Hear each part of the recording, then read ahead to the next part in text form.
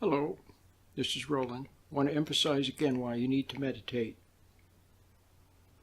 A special meditation, not just any meditation. It's special.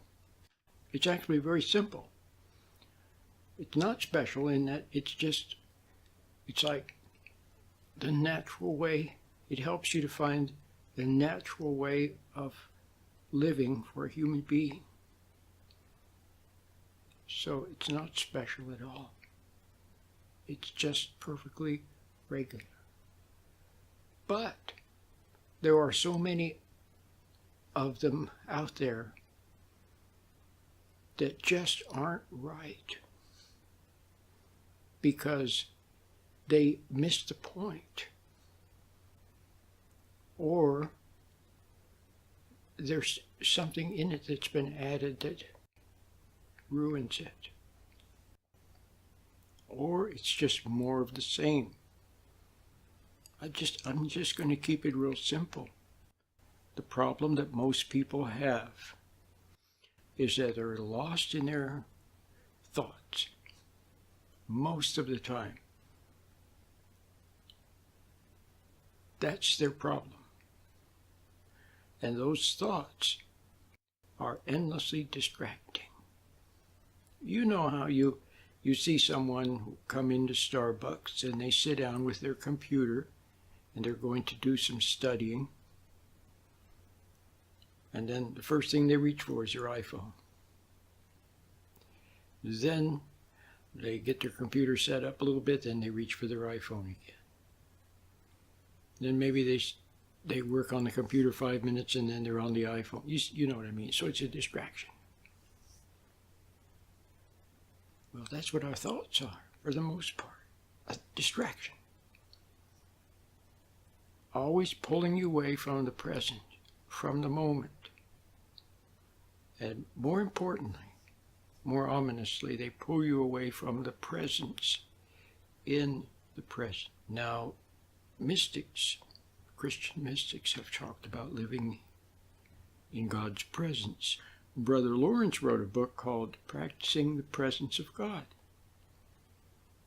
People like Teresa of Avila, John of the Cross, they've talked about that. And those are not just idle words. Those are not just platitudes or, pie in the sky or pretend. It's real. Now, all you have to do, if you're sitting quietly in your room right now, just sitting in your chair at your desk or on the sofa, or maybe you're laying in bed, all you have to do is close your eyes and you'll see little pixels of light on the inside of your eyelids. When you close your eyes and look at the inside of your eyelids, you see little sparkles of light, a little pattern of light, a warm glow of light. That is spiritual light. It's everywhere in the universe. If you go to the North Pole, you go to the South Pole, you go to somewhere in Africa, you go to Asia, you go to Canada, you go to New York, you go to Los Angeles, no matter where you go, you close your eyes and there's that light. It pervades everywhere. It's from your Creator.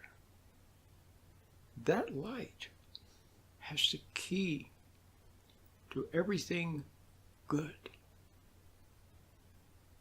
Plants thrive in the sunlight. Plants need the sun. They need the light and warmth of the sun. There's something magical that happens when the sunlight is absorbed by the plant who loves the sun. See, that's the secret. The plant is alive and the plant loves the sun. Something magical happens. So you can see the analogy. That's the light from the physical sun or the earthly sun. You hang a wet towel out to dry, a musty wet towel to dry in the bright sunlight, and very soon it's fresh. Something magical happens. Well, that's the earthly sun, but we walk by the light of two suns. we also must walk by the light of God's light, the heavenly light, the light from God. That's what the soul needs, just as the plant needs the earthly sun. You need the heavenly sun. Now, how do you escape from the heavenly sun? We said that God's light is everywhere. You escape. Where does the soul escape from it? Into the imagination, into thoughts, into daydreams, into fantasy. You see, there's a choice factor. God wanted to create love. And in order for there to be love, there has to be freedom. And there has to be the ability to love. You choose God because you love him. God had to make that possible. So he provided a place where you can escape the imagination. But let's put it this way. Let me rephrase it. There is a place to escape, and that's into the imagination, away from the light. So we escape from realizing the truth into thinking about the truth. We escape from reality into fantasy. We escape from the truth about ourselves into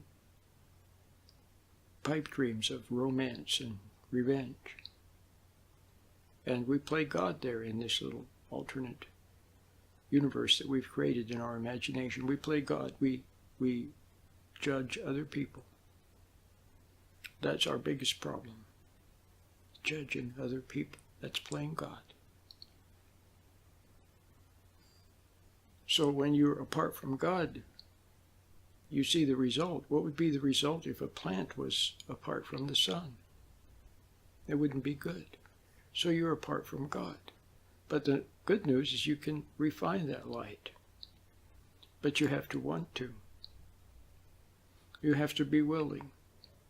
Because God's light also contains truth. It contains love and truth. So you have to be willing to admit the truth without resenting it. See, when you resent the truth, that's another rejection. Most of us don't want to see that we failed in reality.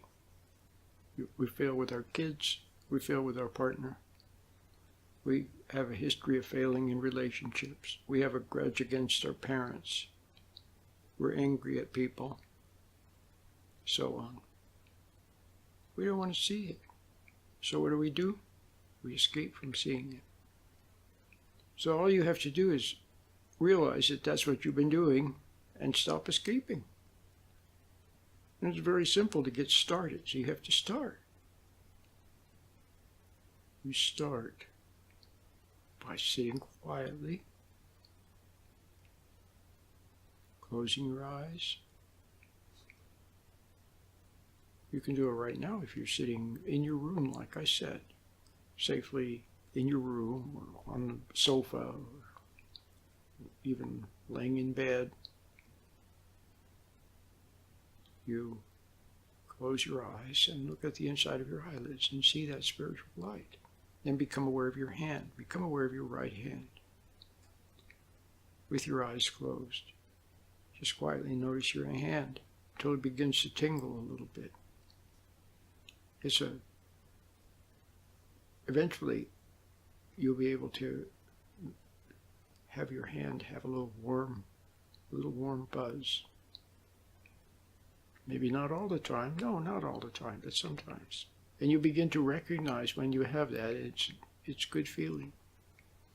You're sharing something from the light, from God's light, which is his gift to humankind. You're sharing that gift with your body. Okay? So you're aware of your hand, and your fingers tingle a little bit, and you watch the pixels on the inside of your eyelid, the little particles of light, little sparkles of light on the inside of your eyelid. It's that simple.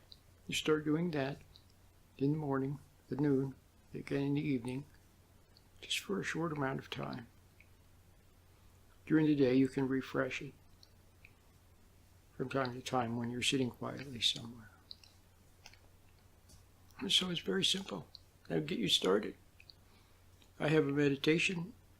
I have a meditation that's free. It's very good.